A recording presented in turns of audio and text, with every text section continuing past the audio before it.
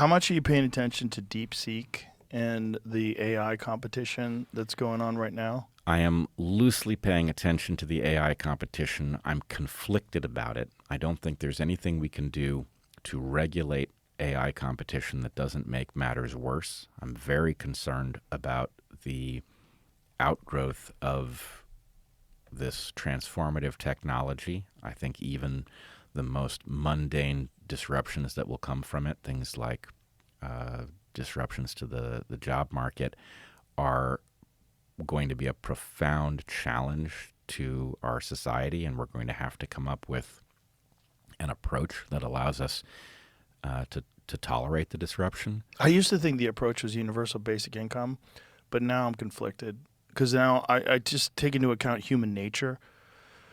And, unfortunately, I don't think it's good for people to just give them free money, even though you need to. Even though you need to, I think it's ultimately bad for them to be dependent upon it. And that's what scares me about automation and AI in general, that if it does get to the point where there's so many people that are displaced from the job market that we have to provide them like a real meaningful wage, and what incentives do they have to break free from that system? And do they just decide to live inside the means of whatever that is forever? And does that limit the growth and potential that those people possess? Because people really don't accomplish anything unless they're driven or unless they have to. Right? That's what really gets people going. That's why it's so difficult for people that were trust fund babies to ever get anything going. I mean, we all know the trust fund kids that are just do drugs and party, and they're materialists, and they're really lost.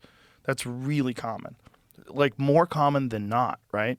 Very difficult to navigate that water. So what would we do to incentivize people to do things? Like to have this healthy, thriving, artistic, creative, innovative economy that we have right now. Like, how does that continue if so many people are displaced from the job market? Or is there a way where you can say, you know what, we are so concerned about basic goods, needs, food, shelter, things like that. If you just provide people with the basics, so nobody ever has to worry about food or shelter, would it organically arise that some people would compete outside of that and then say, now that I have basic food and shelter, let me pursue my dreams.